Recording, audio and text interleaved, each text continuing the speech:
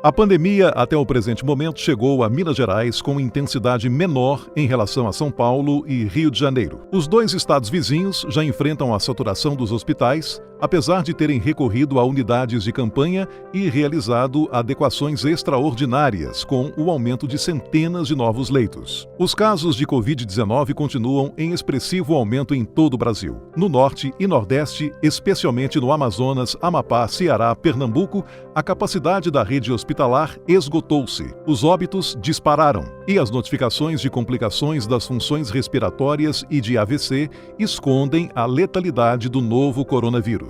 Não existem testes laboratoriais em quantidade suficiente para revelar o contágio, anula-se com isso não só a realidade das estatísticas, mas a capacidade de separar os contagiados e conceder-lhes tratamento adequado. Enquanto isso, laboratórios e atravessadores lucram fortunas com preços abismais e se destacam como os aproveitadores da desgraça.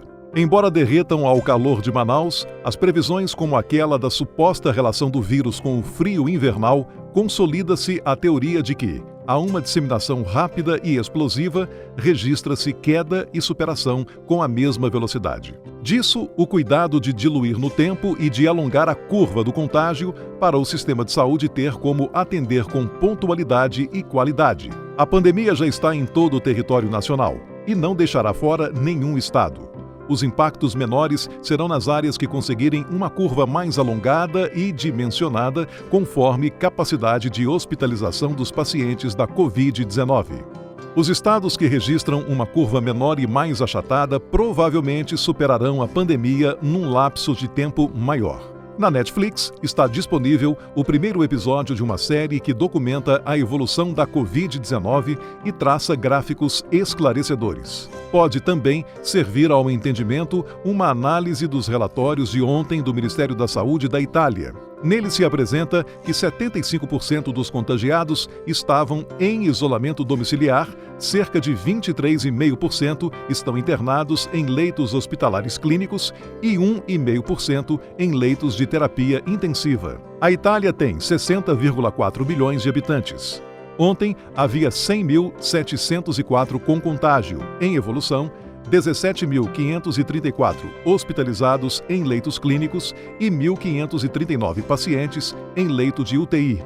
Foram notificados ontem 192 falecimentos, bem menos que os 784 num só dia registrados no ápice da crise.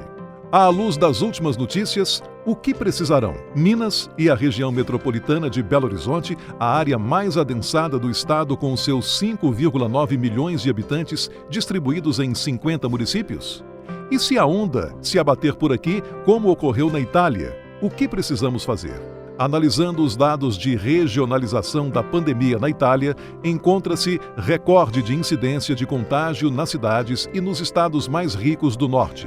O estado da Lombardia tem o maior número de casos e de perdas humanas, seguido por Piemonte, Ligúria e Emília-Romana. Já na área central, o Lácio, com a capital Roma, registra ainda uma curva bem mais achatada, mas ainda ascendente.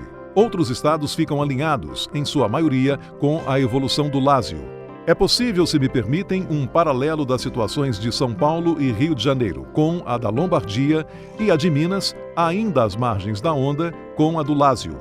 Pois bem, Minas, na pior hipótese, pode evoluir para uma intensidade sofrida pela Emília-Romana, e na melhor, pelo Lácio. Apesar de ser muito improvável cair no desastre da Lombardia, podemos traçar 3 cenários. A.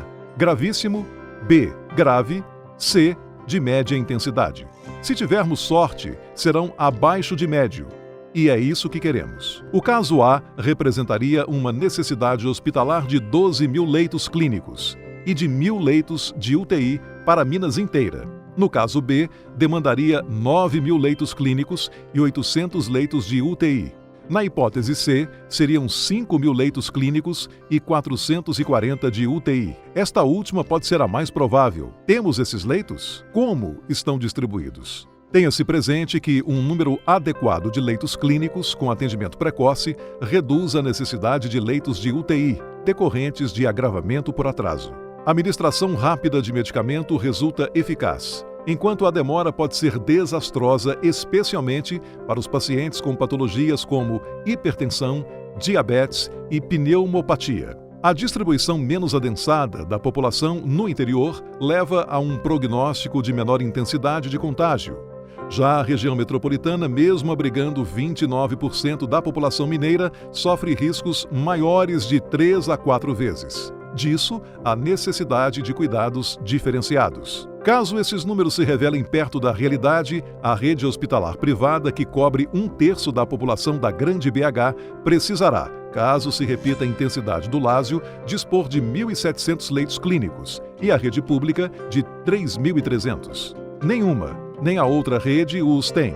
Já os leitos de UTI, seguindo a evolução italiana, deverão ser 250 unidades, 80 da rede privada e 170 da rede pública. Contudo, a insuficiência de leitos clínicos para terapia não invasiva pode ampliar a gravidade dos pacientes, a pressão e, exponencialmente, a necessidade de leitos de UTI.